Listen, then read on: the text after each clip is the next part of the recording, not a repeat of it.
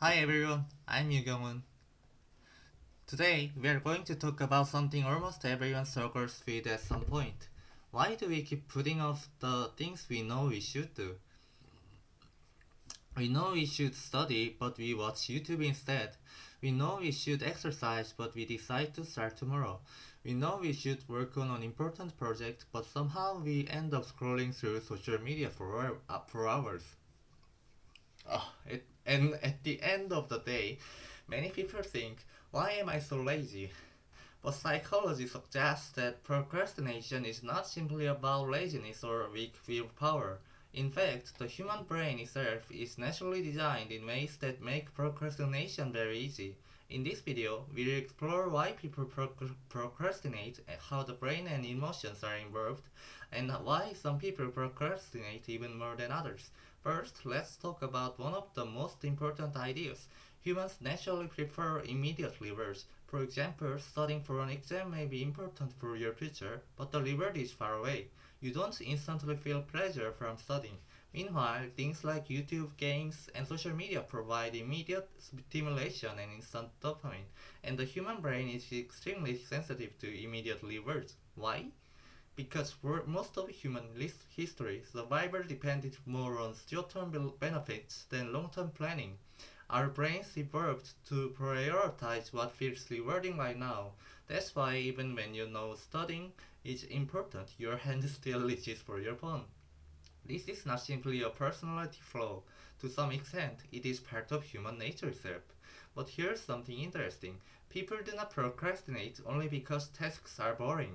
Very often, people procrastinate because they feel anxious. For example, imagine a student preparing for an important exam.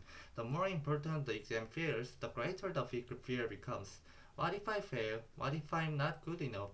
What if I try my best and still fail? The stronger these fears become, the more likely the person is to avoid starting the task altogether. Why? Because starting the task means confronting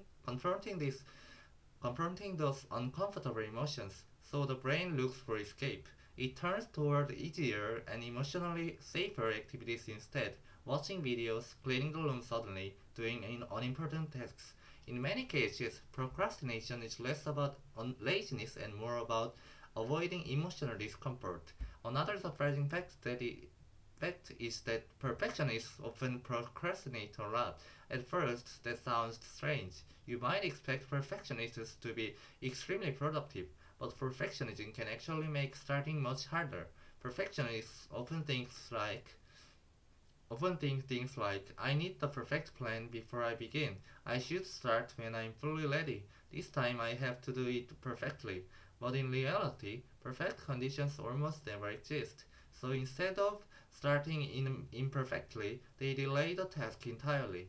Then guilt builds up, and that guilt creates even more avoidance. This creates a vicious cycle of procrastination.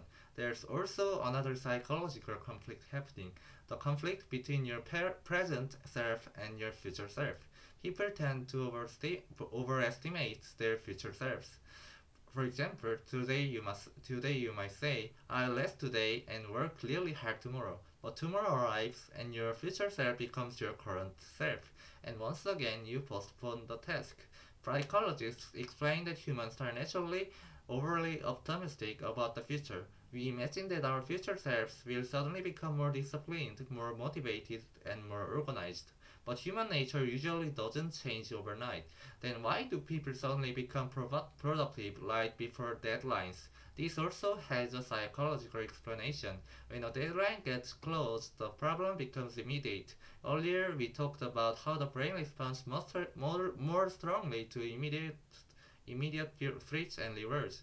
An exam 1 month away doesn't feel emotionally urgent, but an exam tomorrow feels very near. Suddenly, your brain becomes alert. That's why many people experience last minute motivation or cramming. Of course, this often creates enormous stress and is usually not very sustainable in the long run. So, how can we procrastinate less? Many people think the solution is simply stronger willpower, but psychology suggests that relying only on willpower has limits. Changing your environment and reducing friction is often far more effective. For example, if your phone is next to you while studying, your brain constantly notices the possibility of immediate reward. So simply putting the phone far away or blocking distracting apps can make a huge difference. Another important strategy is lowering the starting barrier. People often fail because they make tasks feel too large. For example, I need to study for 10 hours today, then start alone. That start alone can feel overwhelming. But if you instead say, I'll study for just 5 minutes, I'll solve one problem, starting becomes psychologically easier. And interestingly, once people begin, they often continue longer than expected.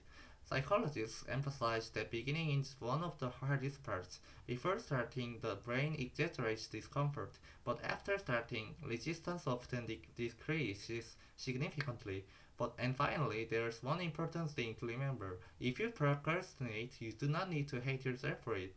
Of course, excessive procrastination can create real problems, but humans are naturally emotional creatures. We seek comfort, we avoid discomfort, we prefer immediate rewards. Procrastination is, in many ways, a very human behavior. So instead of only attacking yourself and saying, I'm just lazy, it may be more helpful to ask, what emotion am I trying to avoid? Am I overwhelmed? Am I afraid of failure? Am I trying to be perfect? Understanding the reason behind procrastination is often more productive than simply blaming yourself. So to summarize today's video, people do not procrastinate simply because they are lazy. The human brain naturally prefers immediate rewards, avoids discomfort, and often struggles with fear, anxiety, and perfectionism. And instead of relying only on willpower, changing your environment and lowering the barrier to starting can often be much more effective. Perhaps the goal is not to become someone who never procrastinates. Perhaps the goal is to better understand human nature, including our own. Thank you for watching. If you enjoyed this video, please like and subscribe. See you in the next video.